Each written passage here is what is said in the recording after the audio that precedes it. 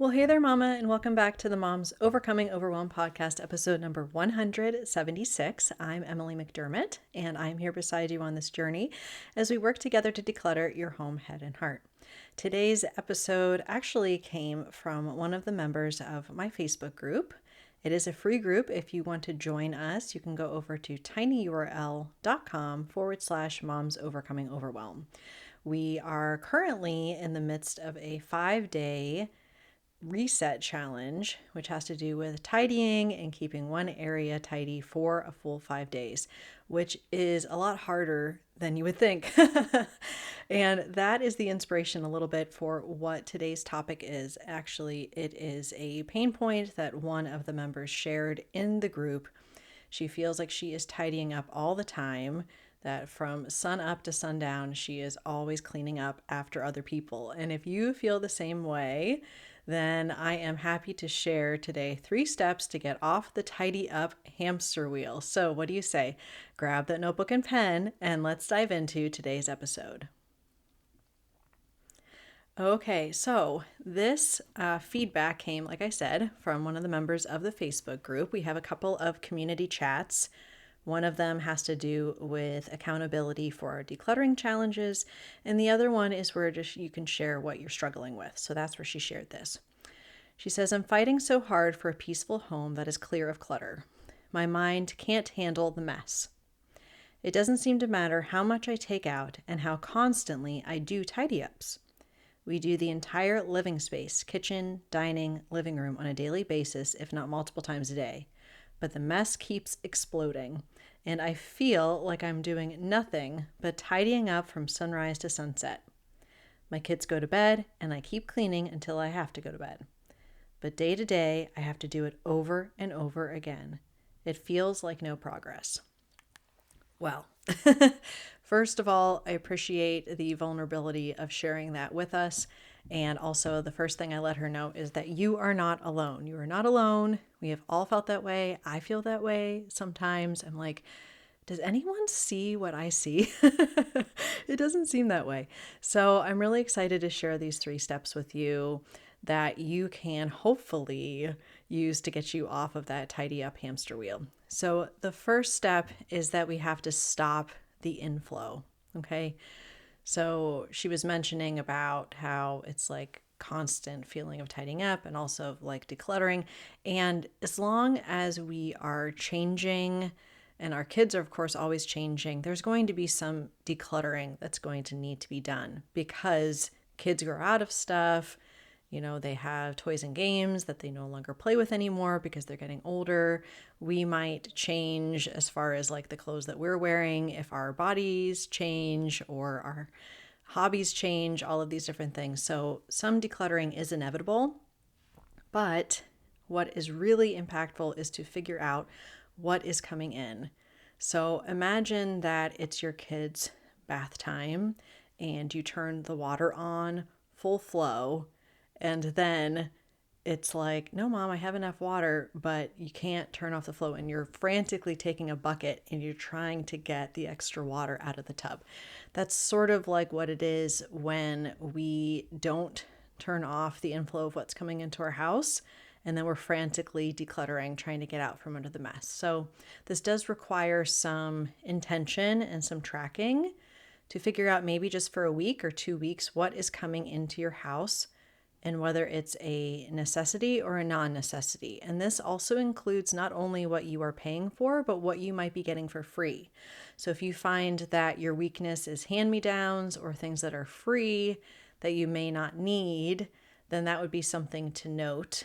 And then considering whether you want to do some sort of shopping ban or no buy month where you're only getting the essential things. We're finishing up January now, so maybe that can be for February, that we're really focusing on, okay, I'm just going to get things that I need. If my kid gets a hole in their socks, then I'm going to replace the socks.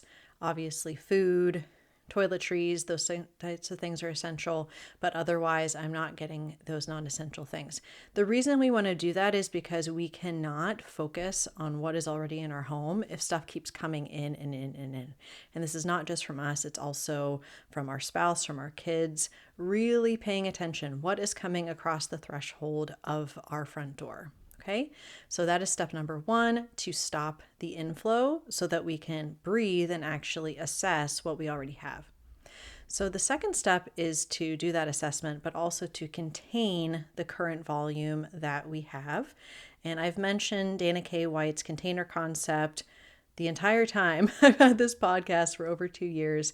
I'm actually reading one of her books called Organizing for the Rest of Us, which is fantastic. But she always talks about making the container the bad guy. I love that because it isn't that, we are keeping everything we could possibly have the space for. We are setting a limit, and that limit is the deciding factor. The limit is the bad guy. So looking at the different areas in your home, what areas are stressing you out the most? And then looking to see what categories there are and how we can contain those categories. So let's use a playroom as an example.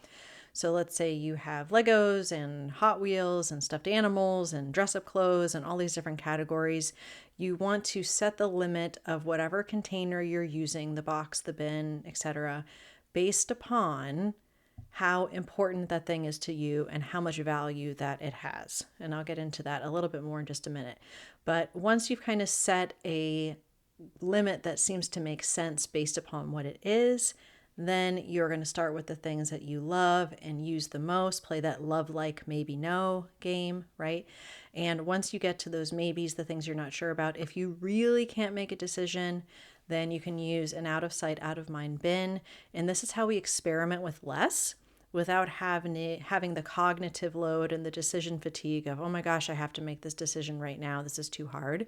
But you have to make sure that it is a temporary thing, because otherwise it just becomes storage of stuff that you don't necessarily need. And remembering, like I said, the size of container reflects the value it is to you. So my kids I've talked about this before, they have their treasure boxes, treasure in air quotes, and it is all of the plastic junk that they get from various things, birthday parties, from school, from the dentist. We don't really get Happy Meals, but if we did, the toys from Happy Meals, those types of things, okay? So my kids amass a lot of that stuff. I'm sure yours do too. And I've given them one set boundary, a small shoebox. I would show you, except on the video, except my laptop is being held up by the shoebox. And then that's all they get. So if they bring a bunch of stuff home from a birthday party, we don't say, oh, let me get you a bigger bin.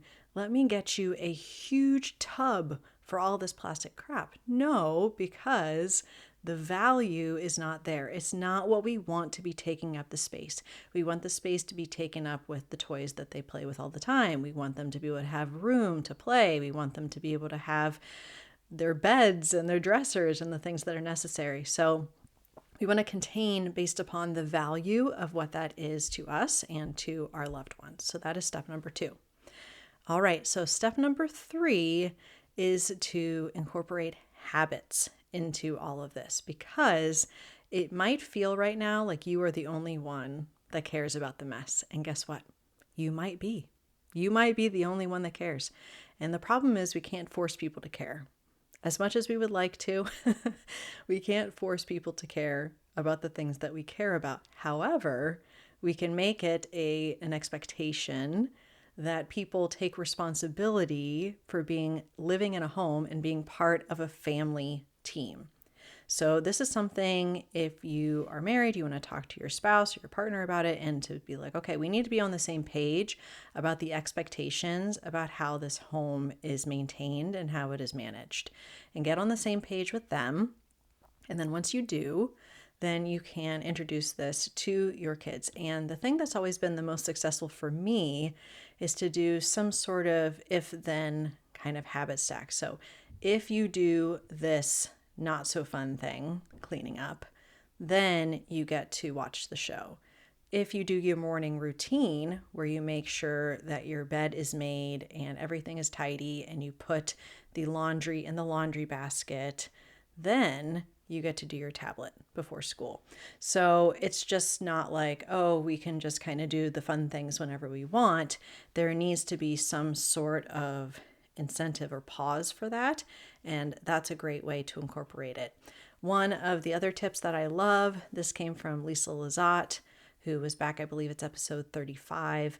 And she says that she uses the question, who are you leaving this for? I love that so much. Maybe not so good with the super little kids, but if they're elementary school and they're leaving their dishes right at the table, who are you leaving that for? Because if they say, oh, mom, I was leaving it for you, then that doesn't sound so good, right? Or they're leaving the room and they forget their water bottle and their Lego car. Who are you leaving that for? Right? So it's a great way to get them in the habit of picking up after themselves. And then you want to build those tidying routines into your daily routines based upon when your energy is highest. What we don't want is that everyone goes to bed and you are cleaning up after everyone goes to bed when you're exhausted. We would like to try to avoid that, right?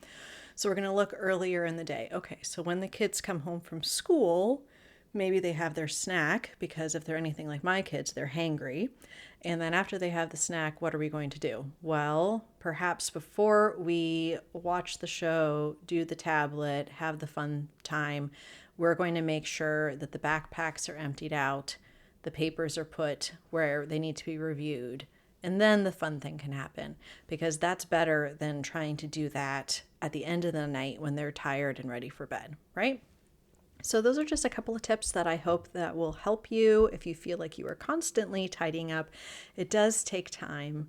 You can't incorporate all of this in a day.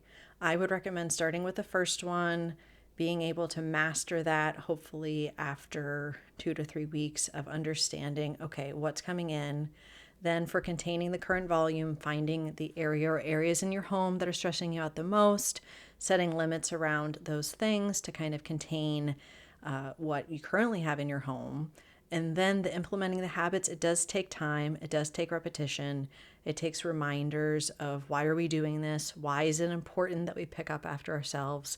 And that honestly can take years. But we are here to try to launch our kids into being full-fledged adults where they're taking care of their own homes. So it may take a while, but the point is that we're being consistent.